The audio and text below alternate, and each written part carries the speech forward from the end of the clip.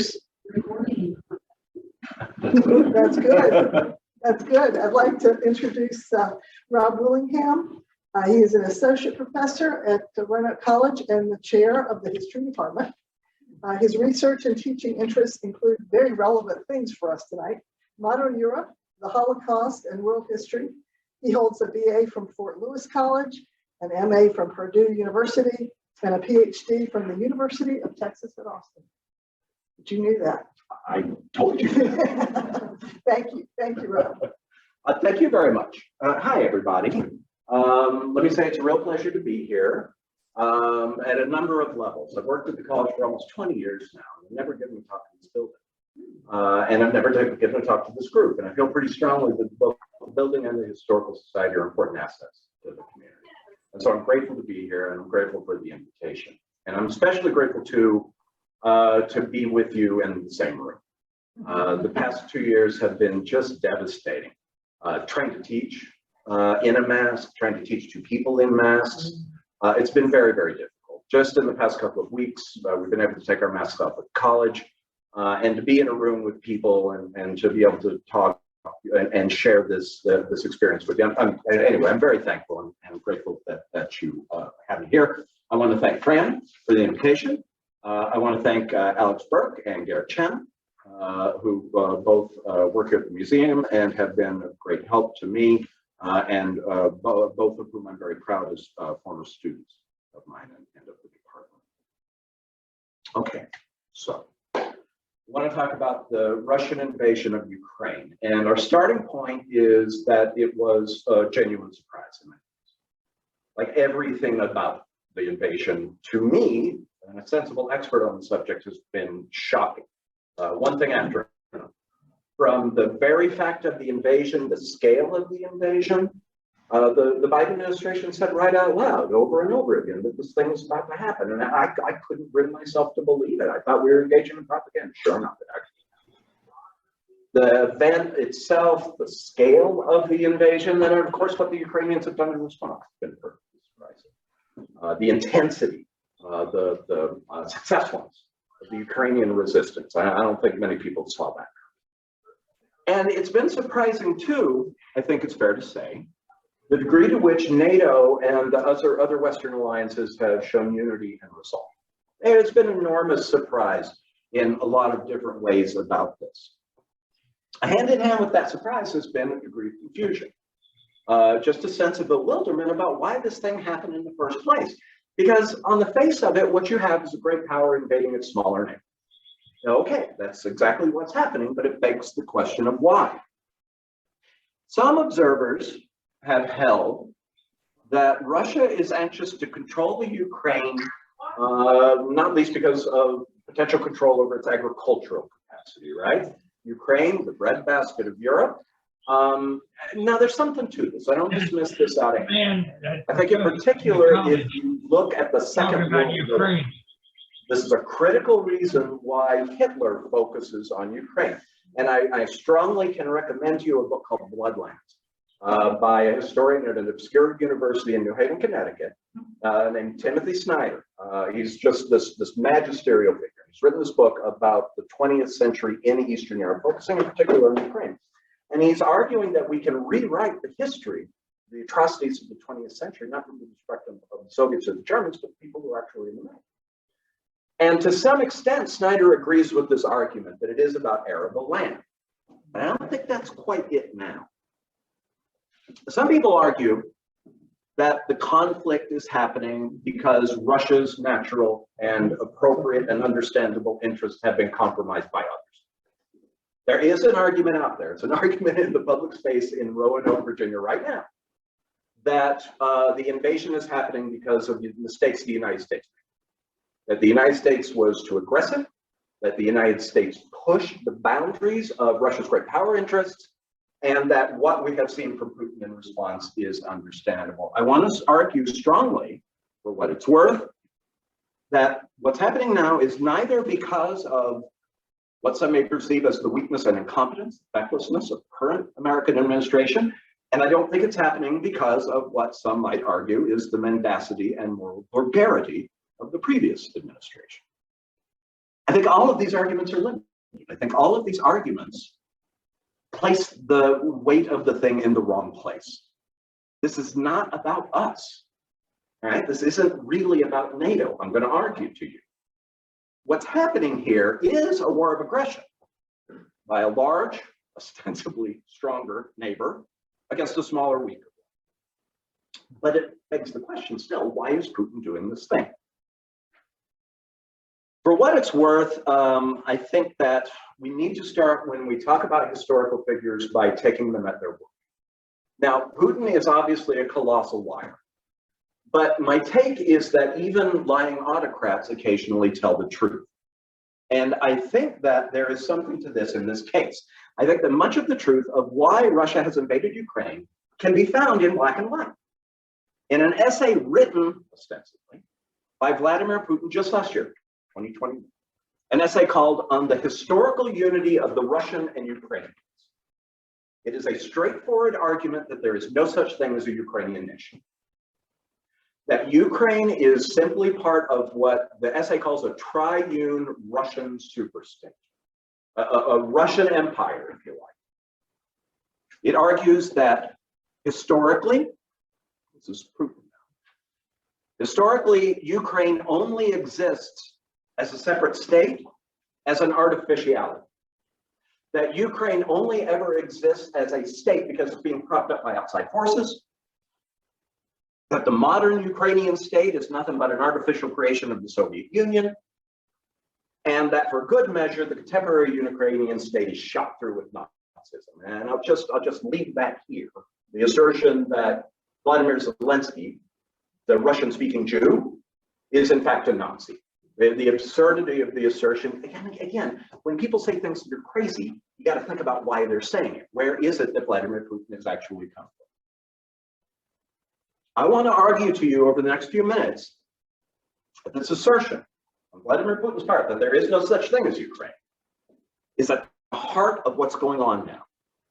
I believe that Vladimir Putin is waging this war because he wants to do away with Ukraine as a nation. Because he wants to reinstate the Russian Empire. And above all, because he wants to cement his place in history as Vladimir the Great. I will close by arguing that this is an extremely dangerous place for him to be. Okay, let's start with the long term. Putin argues that Ukraine descended from Russian nationhood. He is arguing that based on a state that we can begin identifying in the 11th century called Kievan Rus. Now, it is absolutely true that Kievan Rus is the origin myth of the Russian state. It is the origin myth of Belarus. It is the origin myth of Ukraine. They're all true. But it doesn't mean that Ukraine is just an offset of Russian national development. In fact, I'm going to argue to you that if anything, the opposite is true. That Russian national identity is kind of a sideslip of Ukrainian history. And it goes back to this state, Kievan Rus. Kievan Rus founded roughly in the 10th century, not by Slavs at all, but by Vikings, Norsemen. The phrase Rus refers to the redness of their beards, right? Now, if you know something about these people and this period of time, you know that it's not just here. These same guys are establishing themselves in Normandy and in England and even in Sicily. Right? So this is a broad, widespread phenomenon. As they did in these other places, these Norsemen put down roots, more or less in the area of what is today Kiev, and much of what is today the Ukrainian state. What we have here is a map of Kievan Rus. You can see Kiev here, see the Dnieper River going here. This is an honest-to-God country, folks. This is a nation state with a history. And it is different from what Russia and Russian propagandists would have us believe.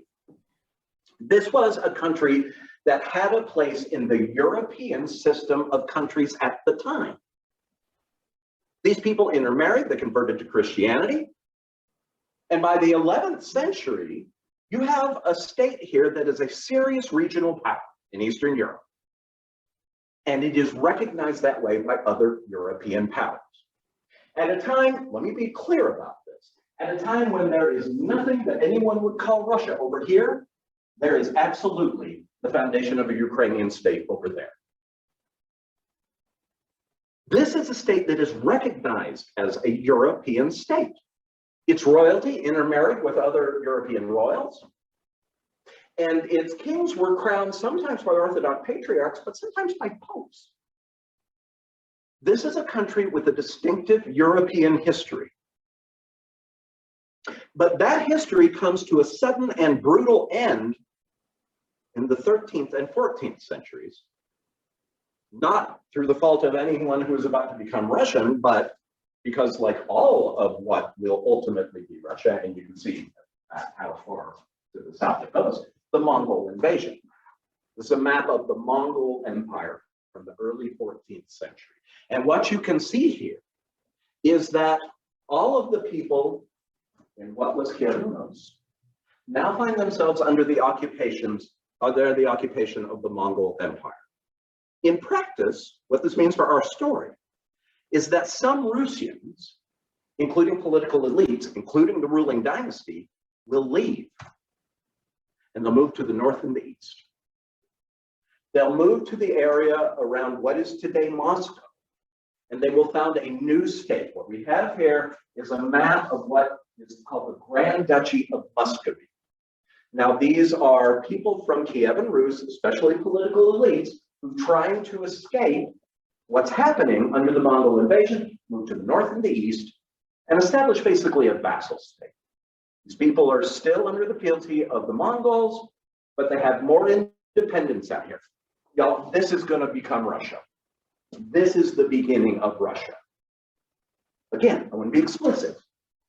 These are different places. Right? That's Ukraine. That's not. And so, the Russian founding myth, I mean, it's not true, but the Russian founding myth takes place in a land that doesn't become Russia. It has its own national history. I'm struggling for analogies here. I'm a Texan, so I go back to the Alamo. Imagine if the Alamo were in Mexico, right? Imagine if the Alamo were in a country that is not today part of the United States. Imagine that were. Well, it would still be the founding myth of Texas, but San Antonio wouldn't be part of Texas. It's not a perfect analogy, but that's the best I got at the moment. For lots and lots of Russians, it's taken for granted that they come from this place, Kiev and Rus. In some ways they do, but it doesn't mean that there's no such place as Ukraine. It's Grand Duchy of Muscovy. By 1547, the Grand Duchy of Muscovy has sufficiently strengthened itself that one of these princes will take a new title, Tsar, a Russification of the word Caesar, and a clear identity, a clear insight into Russian self-identity. Okay, so my argument here is that Russian national development really starts here, and it takes a distinctive and a different path. The idea here, the central idea, is that around this point, Russia begins to define itself as something called the Third Rome. The Third Rome. The idea here is that the first Rome, Catholic Rome, fell to the barbarians. But the second Rome, Constantinople, carried on. But by 1453, of course, the second Rome has fallen to the axis of the Turks, right? It becomes Constantinople, becomes Istanbul. These czars, it's not an accident, they're taking that name, Caesar, right? That's what the Eastern Roman emperors were called, they were Caesars. These new czars are going to create a new mythology and a new system of symbols. For instance, there are a lot of these, but for instance, the double eagle. That's not Ukrainian, that's not Kievan Russian, it's Byzantine. That comes from the Eastern Roman Empire. That comes from this notion of the Third Rome. The first fell to the barbarians, and second to the Turks. The Third Rome is Moscow, and a fourth there will not be. Okay, now that's a distinctive national history, and it explains an awful lot about Russian paranoias or concerns or whatever. There is a distinctive sense of, for want of a better word, messiahhood, about Russian national identity. They believe that they have something distinctive to offer to the world. And it's something that binds the empire, the Soviet Union, and Putinism today. This idea that they're not the West, that they're different, that in some ways they are superior because of the heritage of Orthodox Christianity, because of the heritage of the Third World. Fine. But that's not Ukraine. A distinct Russian history, a distinct sense of Russianness is evolving. And it still has its geographic roots in Ukraine, but it doesn't include Ukraine. The state that's evolving during this period of time does not include Ukraine, either geographically or critically, in terms of a shared experience. I'm not telling you anything you don't know. Nationhood just, it's not you flip a switch and suddenly you're American or French. This is a thing that evolves over decades, evolves over centuries. My argument to you is that it's over this period of time, the medieval period and into the early modern period, where the Russians are developing a sense of self. But so are the Ukrainians at the same time. What does that look like? Well, back in the area around what is today Ukraine, the people who will ultimately become the Ukrainians are defined by suffering at the hands of external conquerors. The best analogy here is Poland. Poland's not a country, right? For 150 years. But it's during that 150 years that a sense of Polishness really develops. The Poland nation develops not just in the absence of a state, but in part because of the absence of a state. The same thing is happening to some degree at the same time in Ukraine. Ironically, although there will be Ottomans and there will be Habsburgs and there will certainly be the Russians, ironically, the most important conquering outside force for this period of time is a great power of the day that's kind of lost to us historically, the Polish-Lithuanian Commonwealth. This is a major power in Eastern Europe, an aggressive power. So for, as you can see here, 200 years, this area that will become Ukraine is under the political suzerainty of this Polish-Lithuanian Commonwealth. If it's not Poland and Lithuania, then it's the Ottomans, and if it's not them, that's the Habsburgs, and very clearly, it's not them, that's the Russians. But it's also this period of time that gives the great example of a Ukrainian state to come. In 1648, a revolt of Cossacks. Now, Cossacks is a loaded term. For our purposes, it means an ethnic group inside of Ukraine and a political identity. In 1648, a group of Cossacks stage a rebellion against the Polish-Lithuanian Commonwealth, and by God, they make it stick. In 1648, an independent Ukrainian/Cossack nation state comes to be. This then is the hetman. To this day, when Ukrainians talk about their national identity, when they sing their national anthem, it is made explicit that they are Cossacks of the hetmanate. This is it. This is the Ukrainian nation state that they can point to, and where an awful lot of their contemporary identity comes from. And you can see it lasted roughly 15 minutes. I mean, no time at all. Well, what happened? What happened was that these Ukrainians are pulling away from the Poles and the Lithuanians, the great power today. They can't hold it. And so they turn to their eastern neighbors for protection. They turn to what is emerging, turning away from being the Grand Duchy of Muscovy into the Tsardom of Russian medieval history, what will ultimately become the empire. So the hetmanate asks the Russians for protection to defend their independence. Spoiler alert, it does not go well. Over time, protection turns into a protectorate. And then by 1667, Ukraine's gone again. The Russians make a treaty with the Poles and Lithuanians, and you can see what happens. Right down the Dnieper River. The Dnieper River then and now is the single most important geographic divider in the country. And what happens here is something that lasts. At this point, this western part of Ukraine will look increasingly westward. To this day, this part of Ukraine is more culturally Polish, more westward looking. This part of Ukraine, more Russian, more eastward looking. The Ukrainians didn't do that, right? This is a country largely defined through the desires of others. That is an identity. Like at its core, what does it mean to be Ukrainian? In large part, it means to be like it is to be Polish, not very much longer than this. It means to be a nation without a state. That's the incubator of Ukrainian nationhood. The absence of a state, the consistent conquest by the neighbors. 60-67. Someone like the Poles, it is at this point that we can begin to talk about a sense of Ukrainian nationhood in the modern sense. And it is a sense of nationhood largely defined by being a nation without a state, and increasingly a very clear sense of who's to blame.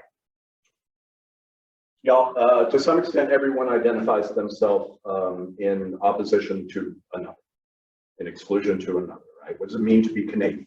Well, it means a lot of things. One of the first things it means it's not American. You know what I mean?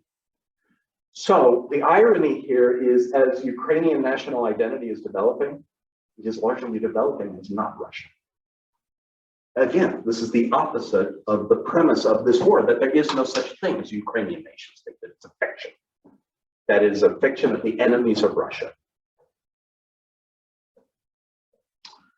This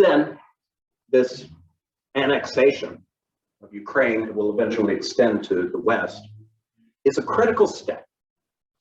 Because over the next 100 or 200 years, what's going to happen is the Tsardom of Russia, the inheritors of the Grand Principality, Grand Duchy of Muscovy, this becomes the Russian Empire.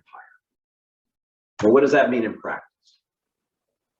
It means that this is a multinational state. By 1917, when the revolution happens, well over 50% of people in the Russian Empire aren't Russian in the slightest. Because of a wave of annexations and conquests, most importantly, you can see here, over the 19th century, you've got this expansion of Russia away from a Russian nation state into what was in some ways the hallmark of the day, the multinational state. This is the heyday of the multinational state. Got the Habsburgs, right? Holy Roman Empire turning into the Austro-Hungarian Empire. You got the Ottomans.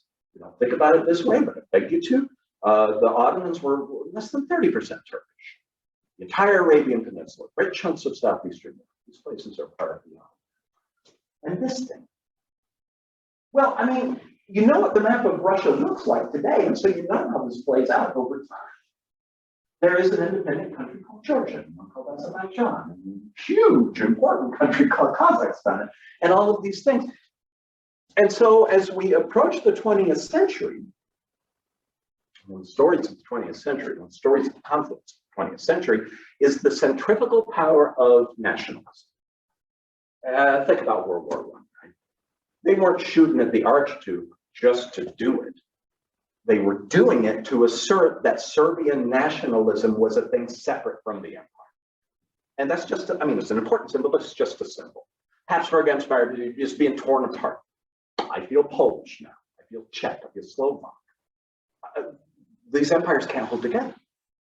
And so over the course of the war, I believe that the war is essentially caused by this, right? But certainly over the course of the war and at the end of the war, all these things go kablooey. Centrifugal forces of nationalism.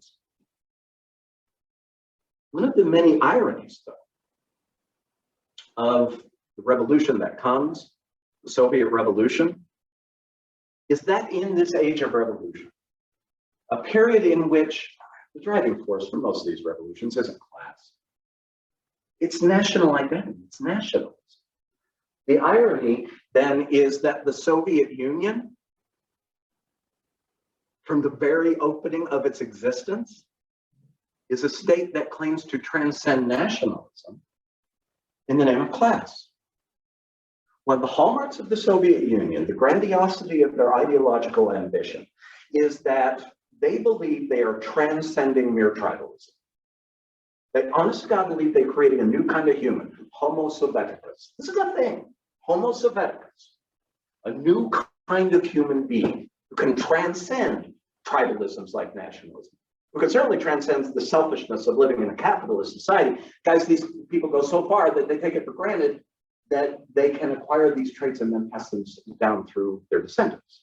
The entire science of biology, and especially of heredity, is absolutely undone by this. I'm going to start to introduce a word here that I think is important. These guys are utopians. The scale of their ambitions, not just theirs, but the Nazis, Stalin's to come. Totalitarianism, what does it mean? It's a reference to the ambitions of these people. This isn't just politics. They think that they are remaking the human condition.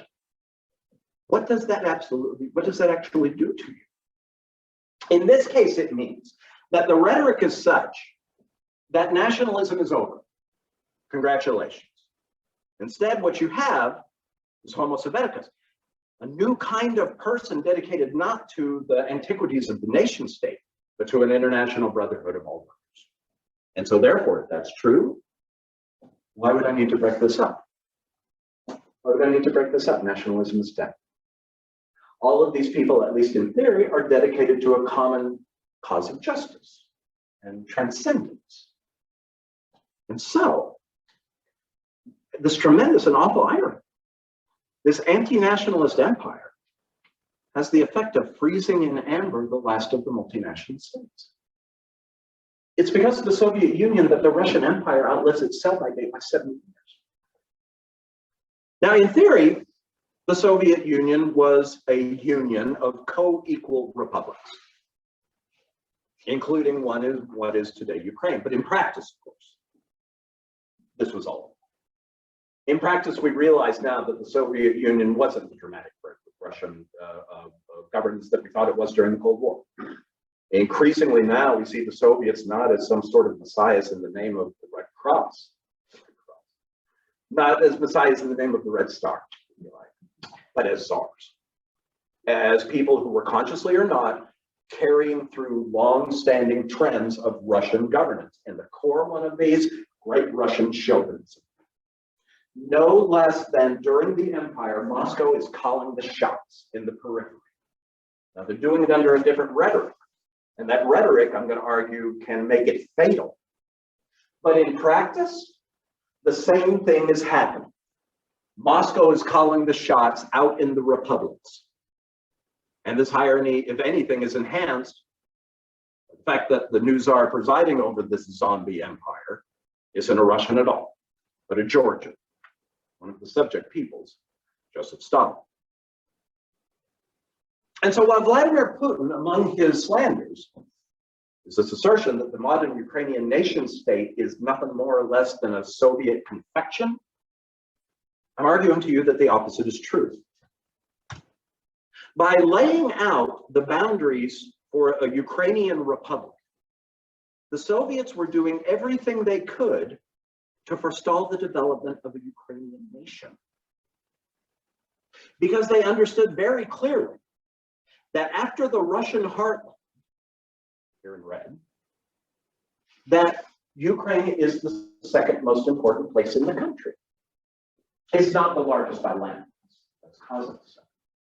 But it is the second largest in terms of population. It is the second most industrialized part of the country. And then as now, it is an enormously productive agricultural. The Russians, the Soviets, the older I get, the more I use those words synonymously, they were not going to let this go. They had no intention. This is one of the jewels of the Soviet Union. And I hope I'm getting this across, the irony that they are claiming to transcend nationalism, but in the name of the transcendence of nationalism, they are holding this antiquated multinational state together. And of course, it's not just the Ukrainians. I believe very strongly that the foremost of the accomplishments of the Soviet Union has to be the destruction of millions of lives. I feel pretty strongly. By laying out the boundaries for a Ukrainian republic, the Soviet Union sets something else up, something they hope they can control. And control over Ukraine is critical. This is the context in which the genocide of the Ukrainian peasantry occurs in the early 1930s. In part, because the Stalinists wanted to industrialize the country virtually overnight, and they succeeded in doing so. But they recognized that that capital had to come from someplace. And the decision was made that that capital was going to come from exporting grain. They didn't have it to spare. And of course, then is now the breadbasket of the region, Ukraine. And so what we see over the course of 1931 and 1932 is an artificial man-made famine. In part because that grain needed, according to the likes of the Stalinists, to be exported to generate that capital, and in part because Stalin was paranoid about Ukrainian nationalism. He is in the business of making a new kind of human being. The Ukrainian nation state, or any stirrings of the Ukrainian nation state, these are incompatible with his vision. These things are the component parts of a genocide. We don't have exact numbers of people. It was much less organized than the German genocide of the Jews and their victims. We don't know. It is certainly multiple millions of people. It is almost, this is almost right, I gotta couch this. I think more people die under Stalin. And we can think about why we don't think about Stalin the same way we think about Hitler. I think it has an awful lot to do with who won and lost the Second World War, whose archives got captured, I don't know. But at any rate, this is a genocide. And it's done intentionally. Not least because political leaders in the Soviet Union had concluded that the assertions of an independent nation of Ukraine were an existential threat to their vision of a post-imperial empire. After the genocide in the 1930s, the Soviet leadership makes a different turn in Ukraine, bringing in the Ukrainian party elite and well and truly co-opting them. After the 1930s, after the Great Russians, the Ukrainians are privileged in relative terms. The Ukrainian party apparatus becomes the proving ground for two generations of Soviet leaders. This is where Khrushchev comes from. Brezhnev is not Ukrainian, but he makes his bones in the Ukrainian party. And this is, I'm arguing explicitly, because the Soviets had recognized the importance of Ukraine and come to a different conclusion about how to handle it. But then, of course, in the late 1980s, again, very surprising, Soviet Union collapsed. Well, now what? Everyone understood that the domino that was either going to fall or not, that some version of the Soviet Union was either going to exist or not. It's not Estonia, Latvia, and Lithuania. They're very important. It's not Kazakhstan. It's Ukraine. If Ukraine is out, then that's all there is to it. The Ukrainians are jarred into a remembrance of their own national history at that point. And if anything, the denial of that history during the Soviet Union had not mollified, but rather had exacerbated the national feeling of the Ukrainians. And so, as you know, in 1991, Ukraine becomes an independent nation state. But the problem, there are a lot of problems. One of them is something called Russification. Both during the empire and then really intensively during the Soviet Union, there's a policy of exporting ethnic Russians to the locales. Not just in Ukraine, but in Central Asia, in the majority Muslim territories, in Estonia, Latvia, and Lithuania. In all of these places, hundreds of thousands of ethnic Russians are imported intentionally to transform these places. And so in Ukraine, that means that the Ukrainian language is at times discouraged and sometimes even outlawed. And it means, for our purposes, especially importantly, a mass movement of ethnic Russians into especially this eastern territory of Ukraine called the Donbass. Now, the Donbass had always been more Russian than most of the rest of Ukraine. But this is an intentional policy, both under the empire and under the Soviets, of importing a new elite, a Russian-speaking political and sometimes economic elite into these places to run the towns, to run the factories, to run the police, to run the army. Again, as part of this larger project of creating, of maintaining this zombie empire, right? There are no more multinational empires. The last one being held together by some distortion of Marxism. In practice, what that means is that a substantial Russian-speaking minority has, especially over the past 15 years, been what? Cultivated by the Russian government. There is this belief, and I'm going to argue that it is a sincere belief. There is this belief among much of the Russian elite, especially Vladimir Putin personally, that Donbass is a natural and a welcoming place for Russian troops, but even more than that. And now we come to the delusion of the autocrat. He believes this whole myth. He believes this whole lie. He really believes that the Ukrainian people are Ukrainian, that they're Russian. He really believed that. He really believed that once ordinary Ukrainians saw Russian soldiers, they'd be greeted as liberators, as brothers. The fact that it hasn't happened means not only that Putin was isolated in the way of autocrats, that he was ill-informed and it led to a series of disastrous decisions, but for our purposes, it means he's cornered. He didn't think these things were going to go this way. He took it for granted that these ethnic Russians, especially in the East, were going to rise up. Y'all, this is hell on earth right now. And not just here. Kharkiv, right? Well, Kharkiv is a majority Russian town. It's what? These are the liberating brothers. Zelensky himself is one of these. Zelensky himself was a Russian speaker. His family came from Russia. If he is embracing and indeed has become the symbol of Ukrainian nationalism, clearly Putin has miscalculated.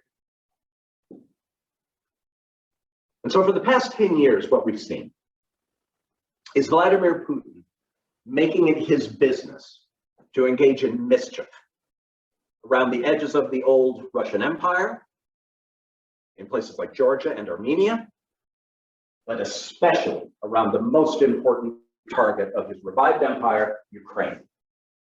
So you know almost certainly that we're now several years on from the Russian annexation of the Crimean Peninsula. I want to make a point about the Crimean Peninsula. It is not historically.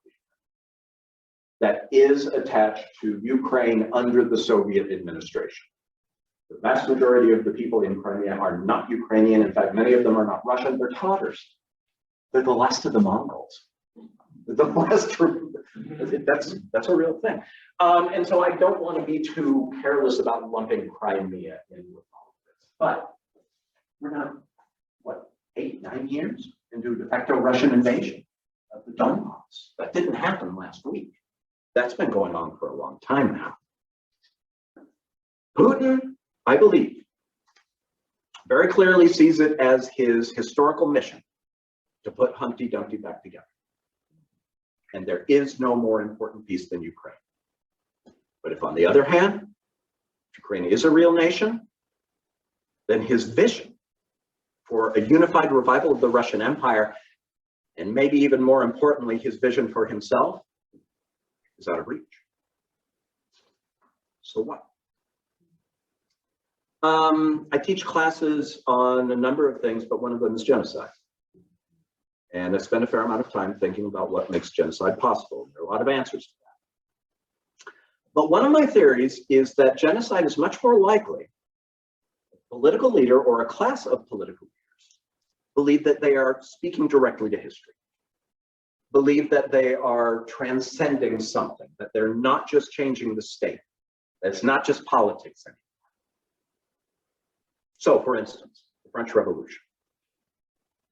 If you look at the French Revolution There is zero doubt that Robespierre and the people around him are not corrupt and they are not self-consciously violent. They're true believers. They believe that they're changing not only France, but they're changing the condition of humanity. Y'all, you don't just change politics and go around renaming the weeks and the months. You don't just change the state and go around knocking all the steeples off the churches and renaming them temples of the cult of reason. This is utopianism. And I think that arrogance leads not only to relatively benign gestures like the renaming of months, or for a few months, like insisting that everyone wear togas, that's a thing. It's what leads to the terror. It's what leads to the terror of the 1790s. An event transformative in Europe, but which has largely been lost because of the atrocities of the 20th century. We look at the terror and say, oh, you know, only 50,000 people are killed. Okay. It's the template. In some ways, it is the template. Of course, this is tremendous irony. The same French Revolution that opens the door for liberal democracy, I'm arguing to you in some kind of important ways, also opens the door for political terror.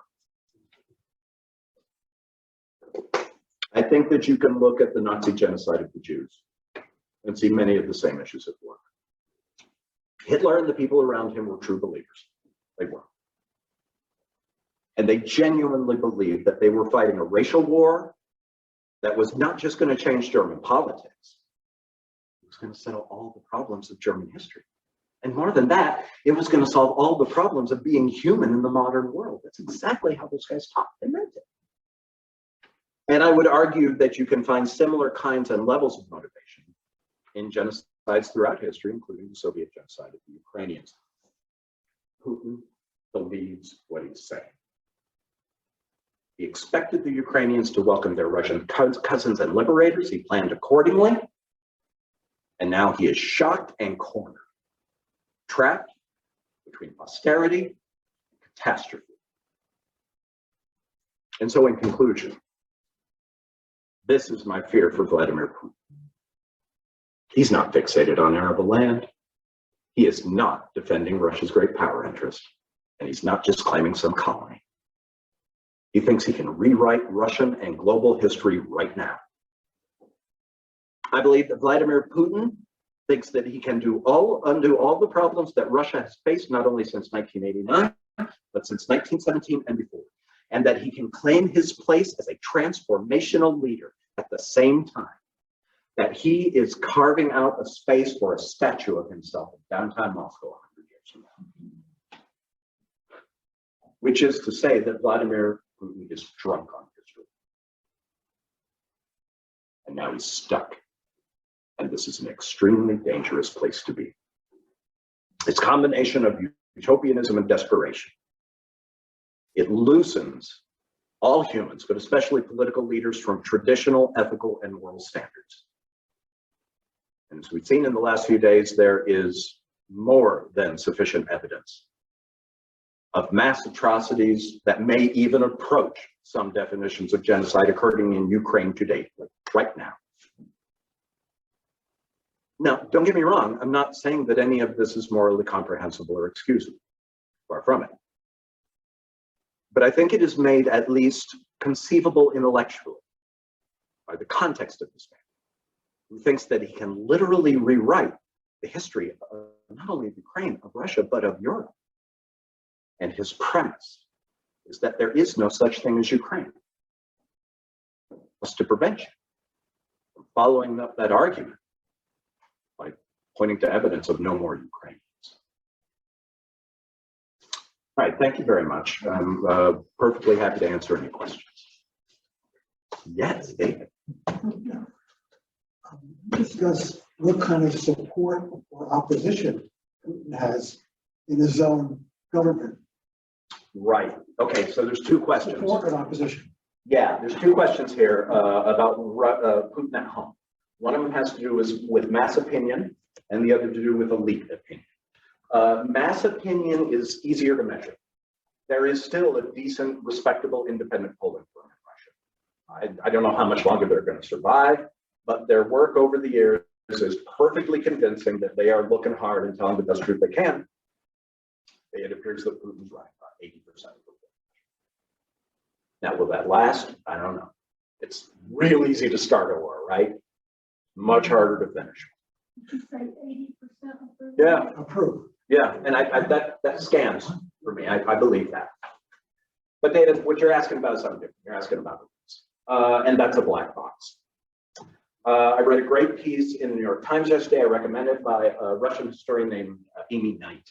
Now, Amy Knight wrote a biography of Lavrent Beria. I don't know if that name rings a bell for any of y'all. He was the head of the secret police, and he was the successor to Stalin until Khrushchev and Marshal Georgy Zhukov came together and put Beria out of his misery. It was a coup. It was an internal coup. And then she also referred to the end of Nikita Khrushchev's career, which was also kind of an internal coup d'etat. But her argument was that those were freakishly difficult. And that even in the case of Zhukov, so Zhukov comes in representing the Red Army, but holy smokes, Beria's got what will eventually become the KGB and all of the police.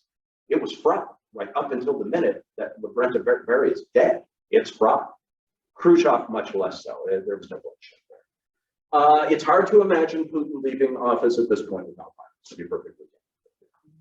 Because he's so backed into a corner. Where's he go? Where's he go? His wealth and his personal security are wrapped up in him being in charge in the Kremlin. There's nowhere for him to go. No one's going to take him. And there's no soft landing. If he loses, he's toast. So it's fight or flight. And what is he going to do? And what can we do? What can NATO do? Well, that's the question, isn't it, right? My sense is that Vladimir Putin's not quick. Yeah, sure, of course. The question is fight or flight, what's Putin going to do and what can we do about it? The second half of the question is the million-dollar question, and I'll come back to it. But to reiterate my sense, for what it's worth, of the first part of the question is that Vladimir Putin's going nowhere. He's going to keep doubling down. It's part of what's happening right now in Bucha. His initial move of, hey, everybody, it's your Russian cousins did for it. Like the village elders weren't standing there with traditional welcome and gifts of bread and salt, at which point he kind of short circuits a little. And so now all of a sudden, Ukrainian cities are starting to look like Syrian cities. Let's take a step back and think about why we weren't paying closer attention when we was doing this to other people. And I don't see it getting better in the short term, which begs the question of what to do. I think, now for what it's worth, I think that we've played our hand really well. I think that the unity of NATO has been impressive. I think that the will, especially of the Germans, to back off of their dependence on his natural gas exports has been perfectly encouraging, but economic sanctions aren't going to do the do. So, I mean, now we're left to ask this question: at what point do we come to the conclusion that a genocide is happening on the other side of that line? And what if we go in? The guy has nuclear weapons and no demonstrable sense of political morality. And so that's the problem. That's what we're trying to deal with right now. I think my best answer is that we do what we can to carve the Russians out of the global economy, and we're moving in that direction. But for Pete's sake, I don't know that this stops what's happening in Ukraine. Garrett, you have a practical thing? We have a question online. Oh, please. So Oscar asks, Hi, Oscar. what would be your guess as to the end state, a divided Ukraine? So it sort of goes along the same lines. Yeah, right. So one of the maddening things about Zelensky from the Western perspective is occasionally he'll make these peace gestures. And some of them, are you kidding? So for instance, Zelensky has hinted more than once that, you know, if the people in Donbass decide they want to be gone, well, okay. I don't think he can sell that to the other Ukrainians, especially now, right? I mean, these people are beating the Russians, and they know it. They are not inclined to stand down at this point. They are not inclined to sign off on their most urban, most industrialized, richest part of the country just to make this thing go away. I think that some partition of Ukraine is not unlikely, but I don't know how Zelensky sells it. And so this guy, some of you already know this guy is literally a comedian. I strongly recommend watching on Netflix his series, Servant of the People. It's there. I got the first season on Netflix. You can watch it right now. He plays a high school teacher who gives this talk to his kids about corruption in Ukraine. Someone fills it, and like 2 months later, he's president of Ukraine. 3 years later, Zelensky's president of Ukraine. It's surreal. It's absolutely surreal. But it gives you a clear sense of the rhetoric that propels him. And also a sense, this guy's a politician. Like Ukraine's not an autocratic state. If he loses the next election, he's done. If he loses popular opinion, he's done. And so he's trying to walk this balance. And Oscar, I'm trying to answer your question here. He's trying to walk this balance on the one hand of trying to keep his people from being murdered by their hundreds of thousands, and at the same time defend the national interests of the country. It's a hell of a thing. Please. A comment and a question. Comment. If you go to the Baltic states, they're very, very happy to have the Russians out of their Baltic states. They would not, under any circumstances, want the Russians to return. Sort of reminds you of Finland. Yeah. Yes. Now, consider the situation after the breakup of the Soviet Union.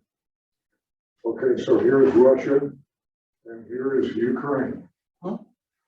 Ukraine had nuclear weapons. Right. What happened to those nuclear weapons?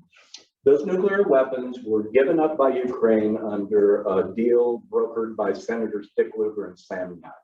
Okay, and they wound up where?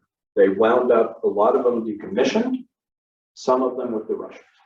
Okay, and what were the assurances given to Ukraine at the time that they gave up their nukes? Both the United States and, okay, thank you. Thank you. The question is, what assurances were given to the Ukrainians in order for them to give up their nukes? It was explicit.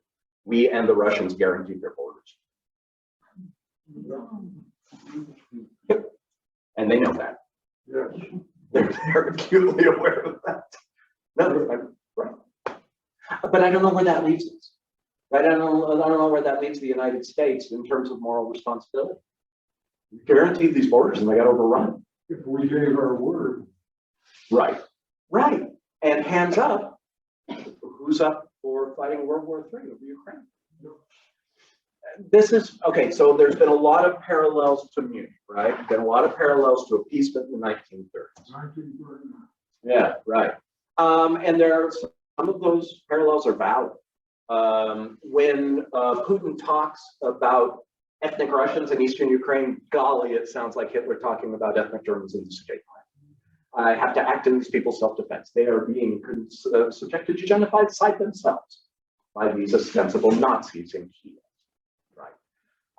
But as I talk to my students about this all the time, Neville Chamberlain was not an idiot. Neville Chamberlain, when he comes back home and waves that dopey piece of paper in the air, he's the most popular man in the world. Because he's spared Europe a replay of the First World War. No one's willing to refight the First World War over the western fringe of Czechoslovakia. They don't know what we know. And so the danger of history is, on the one hand, it's perfectly sort of informing, but gee whiz, you don't want to just fall into a lockstep that because these mistakes were made in the 1930s, therefore. And of course, the other difference is Hitler didn't have nukes. And I don't mean to be cold-blooded about that, but it is what it is. A question. This all happened awfully suddenly in my mind. In terms of geopolitical processes, it's overnight. Why now did Putin make this move? So the question is, why now? This has been going on for hundreds of years. Why now? I wish I had a better answer for you. Our discussion of that has been so colored by our domestic politics. It's just one more reason for us to beat each other over the head, right? That the current administration, gosh, screwed up so badly in Afghanistan that it's just waving the green flag at Putin and any strolls. And, you know, you can make a lot of arguments about the previous administration and signal its that. Let's remember why the first impeachment happened. I mean, for real. Zelensky came to us and asked for security, and we told him we'd be happy to do that if he interfered in our politics. That's rough, and they remember that too. So for all of that, I don't think that it's about us. I really don't. So we're left with the question, why now? I think that one of the hallmarks of dictators like sharks is that if they don't keep moving forward, they sink. He's getting older, and dictators can't make it with just stability. They have to keep going. It's part of the charisma of dictatorship. It has to have these constant, spectacular successes. There was never going to be a more spectacular success than this. If he had pulled this off, yes, they're covering that statue right now. And I think, as I say, I think he got intoxicated on that. That's my best guess, but we're still, why specifically now? I wish I had a better answer to that, but we're kind of where we were in the Soviet Union. Remember the old discipline of Kremlinology? Like reading the tea leaves of who was standing next to who when someone died. Oh, that guy's gonna be, yeah, we don't know. We don't know. It's a black box. One of the things that's heartening to me is the performance of our intelligence services. Like, I am really impressed by what we know about what they're doing next and our willingness to say it out loud. I think that really put him on his back foot. He didn't see that coming, but not all that sketch. Appropriate. Please. I read in the Wall Street Journal earlier this week that back in 2008, George W. Bush was willing to let, when Ukraine asked to be part of NATO, he was willing to let that process start. He greenlighted it, but Angela Merkel and Sarkozy of France did not. Yeah. And so Zelensky's really, that's why he's invited them to see this latest atrocity. And was how do you say it? Because he's really livid. He feels that they had let them be part of it, or, that this may have held Russia at bay. This may not have happened. Yeah. And I will say too about Zelensky, besides being an actor and a comedian, which helps him in his presence and speaking, he's also a graduate of law school, so he's got that benefit as well. You guys know about his pool? No. Yeah, agreed with all of that. It's really important. Just a second about Zelensky. I've never seen anything like this. The day it happened, I said, if he's still alive in 2 weeks and he's screwing around with a cell phone, this changes everything. I've never seen anything like this. I've never seen a political leader act like this. And I think that his instincts honed by years of presentation are really, really important here. And yeah, the guy's no idiot. He's also the voice of Paddington, the Ukrainian dub. Have you ever heard the guy talk? Great, it's tremendous. This is a quick follow-up. Do you think, it's hard to know, but do you think if they had become part of NATO, that would help Putin off? So the question is, if they had become NATO, would that have helped Putin off? Yes. Yes, it would have. If they were in NATO right now, this would not have happened, I believe, pretty strongly, because we have held up that deal. The Article 5, I think, of NATO, mandatory mutual self-defense, it's been invoked hardly ever. But when it was, after 9/11, people rallied.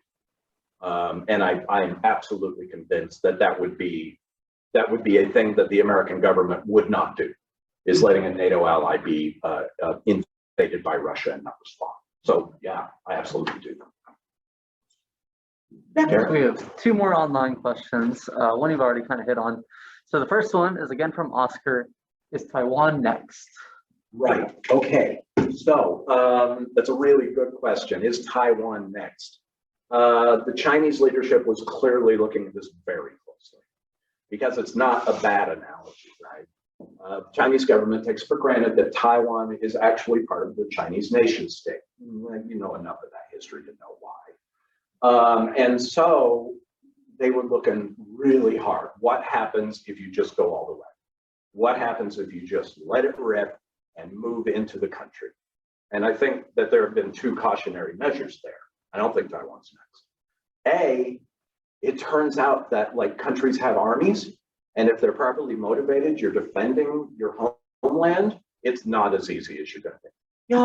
Russia is think we are having some questions about how serious the Russian army really is. But the Ukrainian military is not a match. And you all read the news. Shock and awe, right? Within 2 days, Russian Air Force is going to be in control of the skies of Ukraine. And then none of that happened. Chinese are paying attention to that. The Taiwanese are better armed, meaningfully better armed than the Ukrainians are. They're a more cohesive polity in a lot of ways. They have a more modern military. And then the other thing is, will the rest of the world let it go? I don't think we have. I mean, I think I have been genuinely surprised by the strength and unity of the response of the West. And then going back to Macron and Merkel, right? That for me was always the wild card. What are the big European powers going to do? Because it's easy for us to say we're not taking any more Russian coal and natural gas because we never have taken any Russian coal and natural gas. But if you're in continental Europe, the lights go out if you turn off those pipelines. Well, they're doing it now. But that to me is the core explanation of why. I hadn't heard that about George W. Bush. I believe it. I'm not surprised that it's the continental European leaders saying halt. But that worm has turned, absolutely. The Germans are done with the Nord Stream pipeline. It's over. And so whatever Putin thought he was getting here, he's just getting the opposite of it. For real. All right, Oscar. And then we had Oscar says, great presentation. Thank you so much. And then we have another question from Wayne. You sort of touched on this earlier, but let's see if you have more specific thoughts. Why do you think Putin decided at this time to invade Ukraine? Why not 2 years ago or 2 years in the future? I wish I had a better answer. I really do. It's vexing too. I'm enough of a partisan, right? I have my suspicions, but they don't play like if you're a historian. What my best guess is that this is much more to do with his domestic insecurity and paranoia than it is anything external.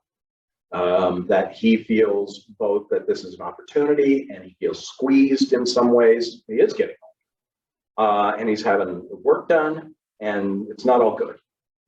You've seen that man's forehead move in the last 10 years? For real. He's actually 107 years old. No, I think the guy, this is the thing about autocrats, this is the thing about dictators. They can't imagine a world without that. Hitler never had a decent succession plan. God knows Stalin, if you got in the way of looking like a successor, you used to go away immediately. Something terrible was going to happen to you. And I'm sure that it's the same thing. That he has a sense of his own morality, he has a sense of wanting that statue. TikTok.